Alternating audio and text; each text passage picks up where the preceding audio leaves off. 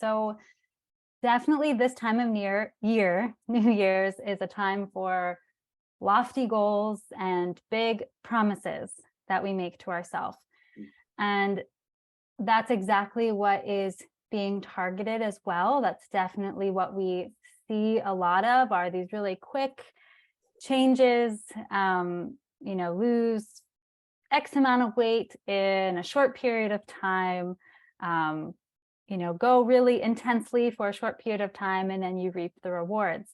But really what we know, and what I see a lot in my practices, those approaches are not sustainable. Right? We can't keep that up. So first off, I work with patients to help set more attainable goals and kind of get away from the instant gratification that we are so used to these days. Yep. And we break those down into more manageable bites. What I tell my patients and what we work with is weight loss is not a goal. It is a result potentially of meeting goals, because weight is not a behavior. So we work on behaviors and behavior changes. Okay. There's a lot out there today. I mean, if you go on social media or you watch television, there's always the sort of the miracle pill that will bring it all down. And like you're saying, it's a little bit deeper than that. So let's talk for a minute about the church itself. And some people may have grown up in the church, some may not have grown up in the church, in a home that kept the fasts. We're really the first church that dealt with fasting and the benefits, both spiritually and physically, to people. So can you talk to us about the tools that we have within the church tradition to both support physical and spiritual wellness as one piece? Absolutely. So you mentioned it. We have the fasts of the church. We have this ancient practice.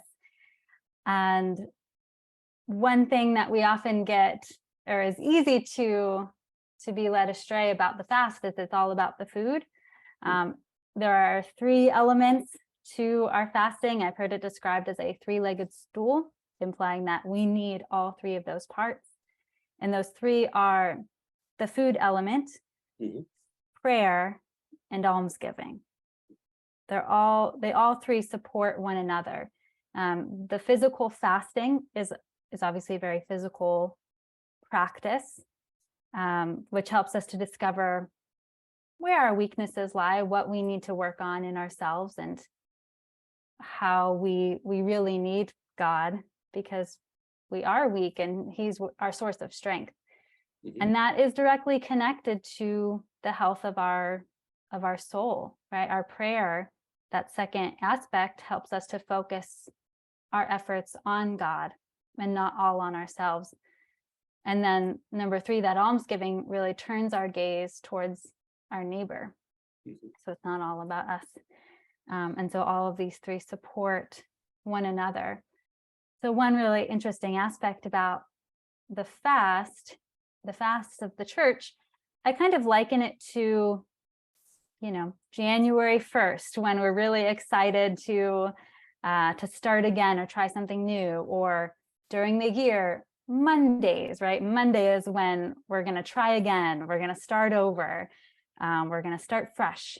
But really, the church gives us a whole slew of Mondays, quote unquote, Mondays throughout the year.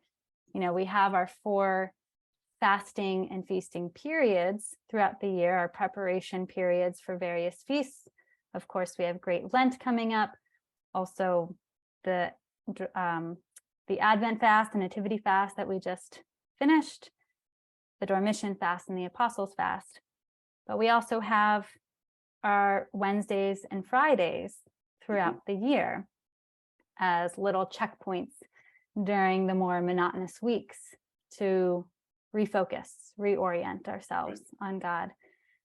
And then we have even the cycle of preparation for Holy Communion. Most parishes are able to offer liturgies on Sundays and then maybe additionally during the week.